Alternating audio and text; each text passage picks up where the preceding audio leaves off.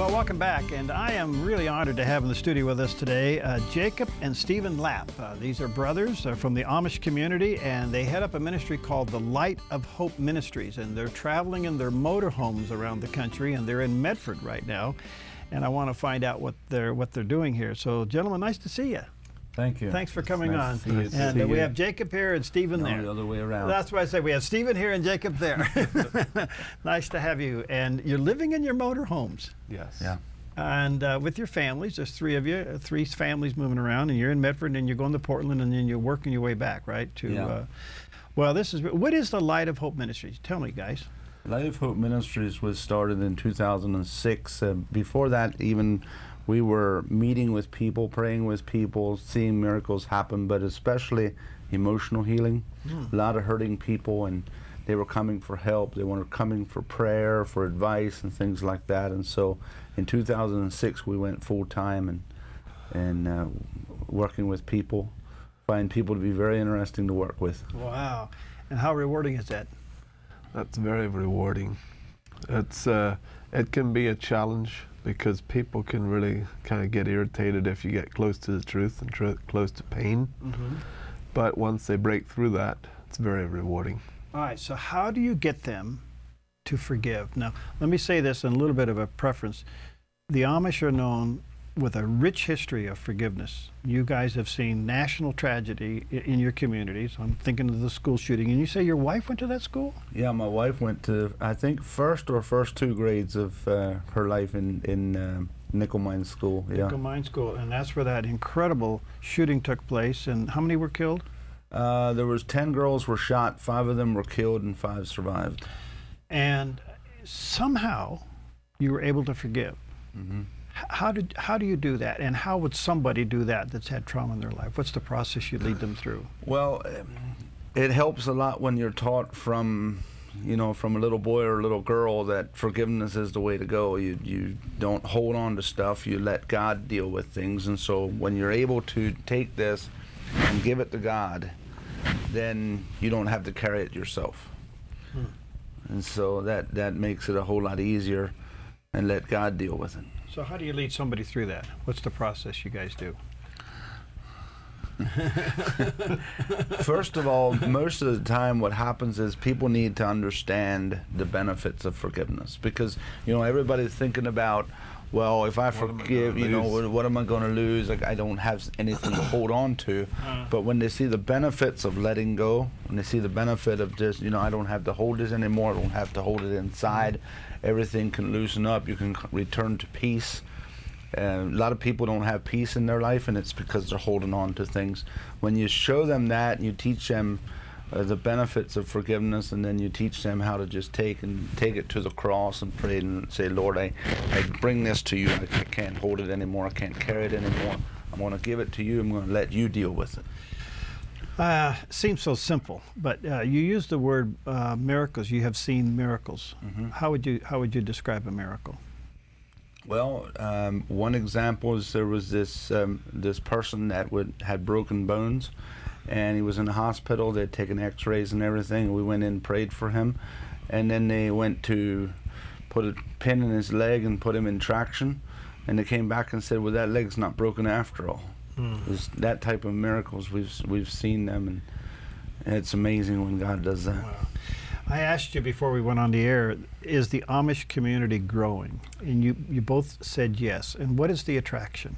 Well, for the main part is the Amish are largely able to keep their own people and large families, so automatically it grows in that way.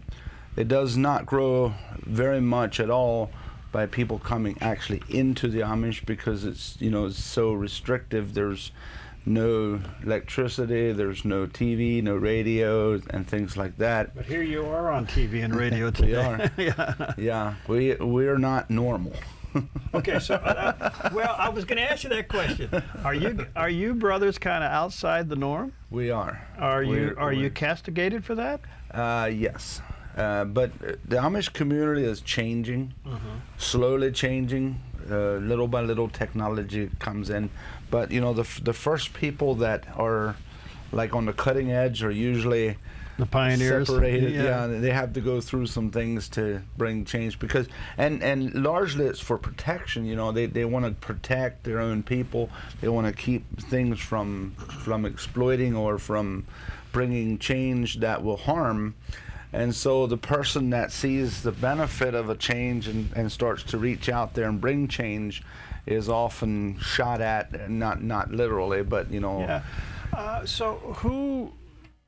What is the structure that would bring you under scrutiny for stepping outside the circle, so to speak? What is the structure? Yeah, I mean, do you have like a priest or a headmaster that you report to? Or? There's bishops. Bishops, and okay. bishops are kind of the head of the whole thing, and then and the bishops of the different communities will get together twice a year and they'll discuss things, and you know. And are you talking physical structure or? Yeah, well, I just didn't know that. Spiritual structure. Well, spiritual. I mean, at the most part, isn't your community trying to protect the spiritual integrity and the innocence of the community? I mean, it's a purity thing. Yeah. And forgive me if I'm not saying it right, but you're trying to protect a civility, a purity, an innocence, and yet a spiritual integrity. Yes. And anything on the outside would be somewhat an influence on that. Yeah. Right. But then there's fear mixed in with that. Yeah. And that causes a bit of instability. Because it's unusual. I mean, aren't you guys kind of like evangelists then? Yeah, you could say that. Because do Amish normally don't have evangelists, do they? Right. Where you go outside? In 1525, there was a movement. The Protestants stepped away from the Catholics, and then the Anabaptist movement came out of the Protestant movement, where there was 3 men that were being mentored by Ulrich Zwingli in Switzerland. He was one of the reformers. And they were questioning the issue on infant baptism versus being baptized on confession of faith. Right.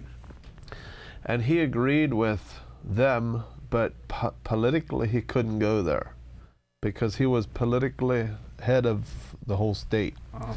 And so he acknowledged truth, but he couldn't go there, so they stepped out from that system. And in time they started getting persecuted. But about 100 years later, 120 years later, they were offered a compromise. This was the Mennonites. The Mennonites were offered a compromise to become the silent in the land in exchange for no persecution, in exchange for financial security and social acceptance. So if they would work the land and they would stay to themselves and become silent, they wouldn't evangelize, go into all the world and preach the gospel. They would be allowed to have their security. But what we see is that was the enemy's way of offering a compromise instead of the people pushing through all the way to what God wants. Instead of where it says, "Go ye into all the world and preach the gospel," Yeah. it became a secluded, protect our own people type of thing. They received a compromise, but the benefits of that compromise was they were no longer divided from their families and things like that. So they were standing for truth even in the face of losing their farms and their families. And so this thing turned inward, and they literally signed documents. Oh, okay. So now you gave a spirit a right to control the whole people group. And you guys are trying to move it back out again. And we're seeing this. We're seeing where it was wrong. We're seeing where God wants to bring it on track, which is the biggest battle that we have, is to bring the thing to divine order. I told you this was going to be a fast show. Are you ministering tonight or locally? What are you doing here? Yeah, we're at the Jerusalem Center, 6 Mace Road Okay. in Medford. Is that tonight? Tonight at, is it 7 or 7:30? 7, I believe. Okay. Okay. And then tomorrow is a children's thing from 11 to 2. Okay. And then tomorrow night at 7. Okay. And then Sunday morning at 10. Okay. Or is it 11? Yeah, 11 tomorrow. You got some guys. Yeah, 11. Jerusalem Center. tomorrow. Everybody knows Dave Gomez and the Jerusalem Center. Yeah, Well- and then Sunday evening. Okay. Gentlemen, thank you. I wish I had more time. I'd love to really explore this. And when you come back through, give us a little bit more warning so we can maybe have you for a couple of segments, all right? We didn't even know you lived. Well, here we are. Nice to see you. Thanks for coming in. Blessings on you. Thank you. Best to God you. bless We'll you. be right back.